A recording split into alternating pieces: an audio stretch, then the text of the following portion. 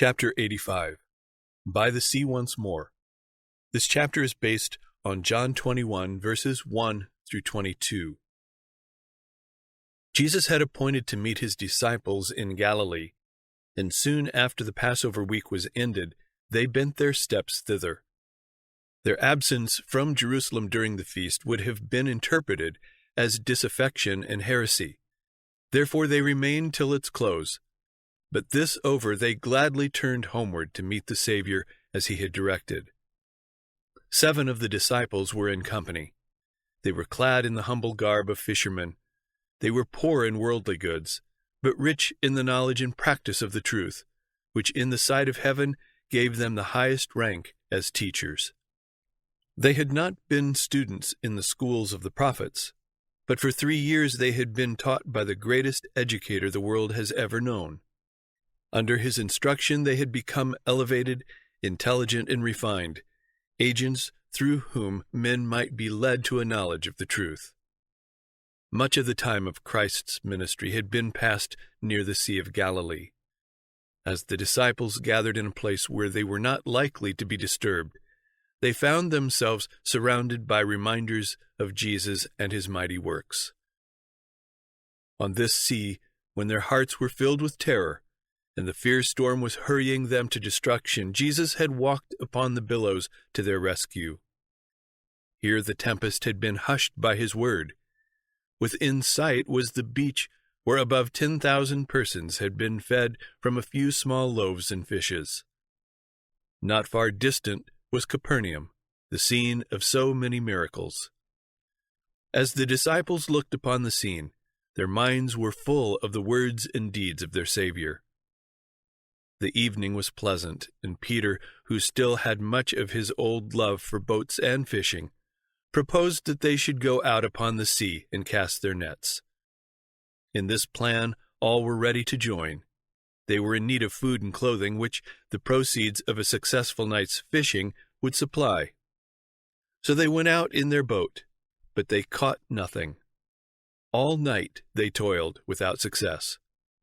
Through the weary hours they talked of their absent Lord, and recalled the wonderful events they had witnessed in his ministry beside the sea. They questioned as to their own future, and grew sad at the prospect before them. All the while a lone watcher upon the shore followed them with his eye, while he himself was unseen. At length the morning dawned. The boat was but a little way from the shore. The disciples saw a stranger standing upon the beach who accosted them with the question, "Children, have you any meat?" When they answered no, he said unto them, "Cast the net on the right side of the ship, and you shall find." They cast therefore, and now they were not able to draw it for the multitude of fishes. John recognized the stranger and exclaimed to Peter, "It is the Lord." Peter was so elated and so glad that in his eagerness he cast himself into the water and was soon standing by the side of his master. The other disciples came in their boat, dragging the net with fishes. As soon then as they were come to land, they saw a fire of coals there, and fish laid thereon, and bread. They were too much amazed to question whence came the fire and the food. Jesus saith unto them, "Bring of the fish which you have now caught." Peter rushed for the net which he had dropped, and helped his brethren drag it to the shore. After the work was done and the preparation made, Jesus bade the disciples come and dine. He broke the food and divided it among them, and was known and acknowledged by all the 7. The miracle of feeding the 5,000 on the mountainside was now brought to their minds, but a mysterious awe was upon them, and in silence they gazed upon the risen Savior. Vividly they recalled the scene beside the sea when Jesus had bidden them follow him. They remembered how, at his command, they had launched out into the deep, and had let down their net, and the catch had been so abundant as to fill the net, even to breaking. Then Jesus had called them to leave their fishing boats, and had promised to make them fishers of men. It was to bring this scene to their minds and to deepen its impression that he had again performed the miracle. His act was a renewal of the commission to the disciples. It showed them that the death of their master had not lessened their obligation to do the work he had assigned them. Though they were to be deprived of his personal companionship and of the means of support by their former employment, the risen Savior would still have a care for them. While they were doing his work, he would provide for their needs. And Jesus had a purpose in bidding them cast their net on the right side of the ship. On that side he stood upon the shore. That was the side of faith. If they labored in connection with him, his divine power combining with their human effort, they could not fail of success. Another lesson Christ had to give, relating especially to Peter. Peter's denial of his Lord had been in shameful contrast to his former professions of loyalty. He had dishonored Christ and had incurred the distrust of his brethren. They thought he would not be allowed to take his former position among them, and he himself felt that he had forfeited his trust.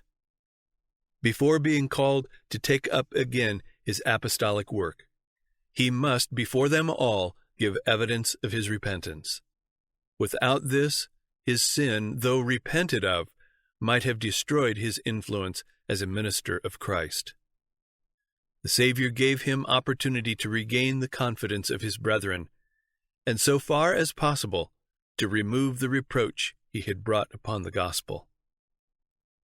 Here is given a lesson for all Christ's followers. The gospel makes no compromise with evil. It cannot excuse sin. Secret sins are to be confessed in secret to God, but for open sin, open confession is required. The reproach of the disciples' sin is cast upon Christ. It causes Satan to triumph and wavering souls to stumble. By giving proof of repentance, the disciple, so far as lies in his power, is to remove this reproach. While Christ and the disciples were eating together by the seaside, the Savior said to Peter, "Simon, son of Jonas, lovest thou me more than these?" referring to his brethren. Peter had once declared, "Though all men shall be offended because of thee, yet will I never be offended." But he now put a truer estimate upon himself. "Yea, Lord," he said, "thou knowest that I love thee." There is no vehement assurance that his love is greater than that of his brethren. He does not express his own opinion of his devotion. To him who can read all the motives of the heart, he appeals to judge as to his sincerity. "Thou knowest that I love thee." And Jesus bids him, "Feed my lambs." Again Jesus applied the test to Peter, repeating his former words, "Simon, son of Jonas, lovest thou me?" This time he did not ask Peter whether he loved him better than did his brethren. The second response was like the first, free from extravagant assurance. "Yea, Lord, thou knowest that I love thee." Jesus said to him, "Feed my sheep." Once more the Savior put the trying question, "Simon, son of Jonas, lovest thou me?" Peter was grieved. He thought that Jesus doubted his love. He knew that his Lord had cause to distrust him, and with an aching heart he answered, "Lord, thou knowest all things. Thou knowest that I love thee." Again Jesus said to him, "Feed my sheep." 3 times Peter had openly denied his Lord, and 3 times Jesus drew from him the assurance of his love and loyalty, pressing home that pointed question like a barbed arrow to his wounded heart. Before the assembled disciples, Jesus revealed the depth of Peter's repentance and showed how thoroughly humbled was the once boasting disciple. Peter was naturally forward and impulsive, and Satan had taken advantage of these characteristics to overthrow him. Just before the fall of Peter, Jesus had said to him, "Satan hath desired to have you, that he may sift you as wheat, but I have prayed for thee, that thy faith fail not, and when thou art converted, strengthen thy brethren." That time had now come, and the transformation in Peter was evident. The close testing questions of the Lord had not called out one forward, self-sufficient reply, and because of his humiliation and repentance, Peter was better prepared than ever before to act as shepherd to the flock. The first work that Christ entrusted to Peter on restoring him to the ministry was to feed the lambs. This was a work in which Peter had little experience. It would require great care and tenderness, much patience and perseverance. It called him to minister to those who were young in the faith, to teach the ignorant, to open the Scriptures to them, and to educate them for usefulness in Christ's service. Heretofore, Peter had not been fitted to do this, or even to understand its importance. But this was the work which Jesus now called upon him to do. For this work, his own experience of suffering and repentance had prepared him. Before his fall, Peter was always speaking unadvisedly, from the impulse of the moment. He was always ready to correct others and to express his mind, before he had a clear comprehension of himself or of what he had to say. But the converted Peter was very different. He retained his former fervor, but the grace of Christ regulated his zeal. He was no longer impetuous, self-confident, and self-exalted, but calm, self-possessed, and teachable. He could then feed the lambs as well as the sheep of Christ's flock. The Savior's manner of dealing with Peter had a lesson for him and for his brethren.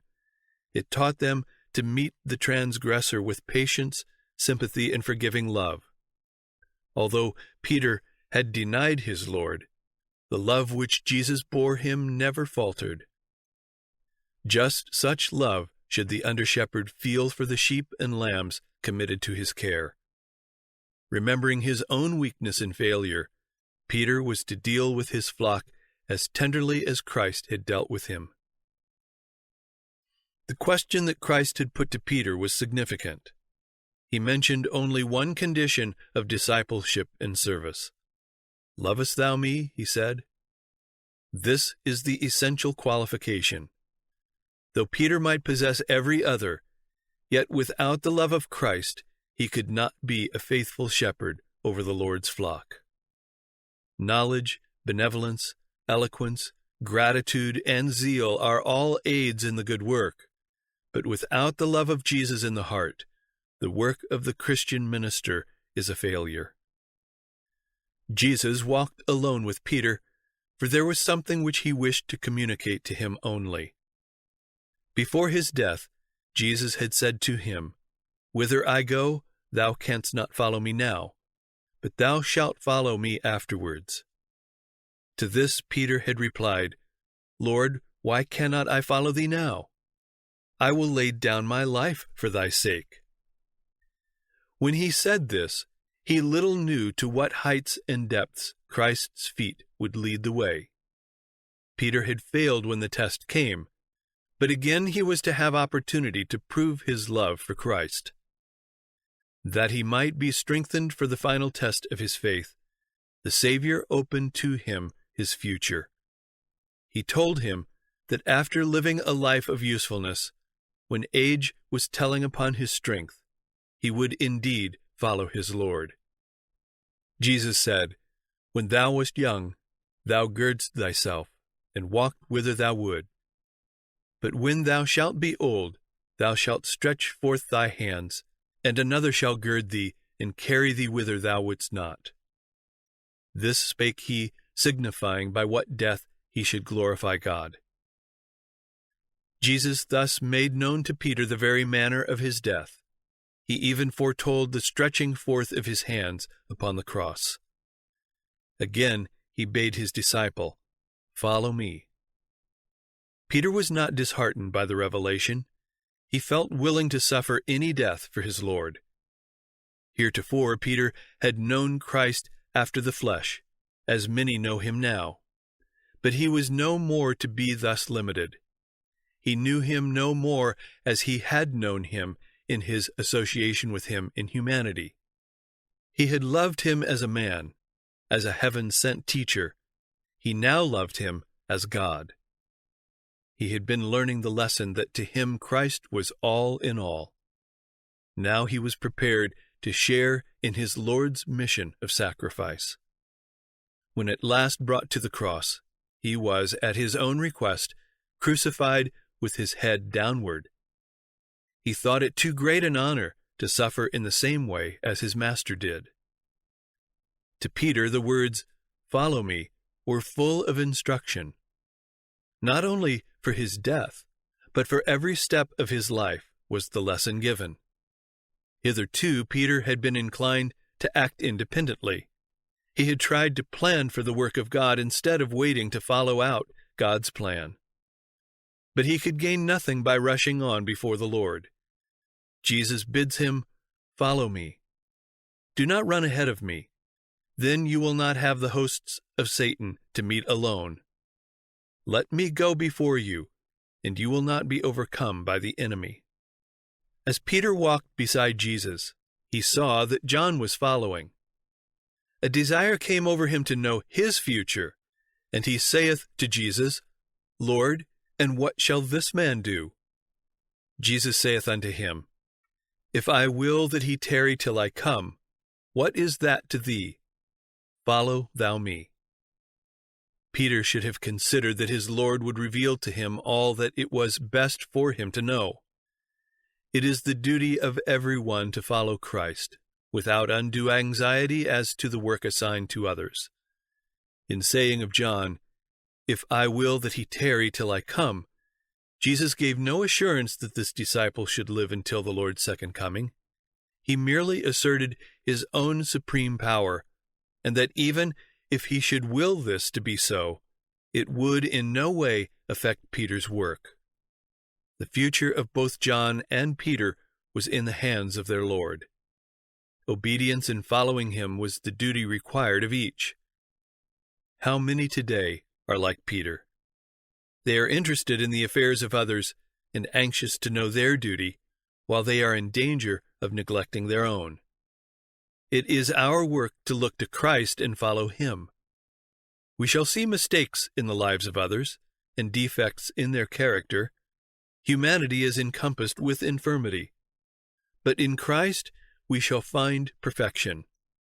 Beholding him, we shall become transformed. John lived to be very aged. He witnessed the destruction of Jerusalem and the ruin of the stately temple, a symbol of the final ruin of the world. To his latest days, John closely followed his Lord. The burden of his testimony to the churches was, "Beloved, let us love one another. He that dwelleth in love dwelleth in God, and God in him." Peter had been restored to his apostleship, but the honor and authority he received from Christ had not given him supremacy over his brethren. This Christ had made plain when, in answer to Peter's question, "What shall this man do?" he had said, "What is that to thee? Follow thou me." Peter was not honored as the head of the church. The favor which Christ had shown him in forgiving his apostasy and entrusting him with the feeding of the flock, and Peter's own faithfulness in following Christ, won for him the confidence of his brethren. He had much influence in the church, but the lesson which Christ had taught him by the Sea of Galilee, Peter carried with him throughout his life. Writing by the Holy Spirit to the churches, he said, "The elders which are among you I exhort, who am also an elder and a witness of the sufferings of Christ, and also a partaker of the glory that shall be revealed. Feed the flock of God which is among you, taking the oversight thereof, not by constraint, but willingly, not for filthy lucre, but of a ready mind, neither as being lords over God's heritage, but being examples to the flock. And when the chief shepherd shall appear, you shall receive a crown of glory that fadeth not away."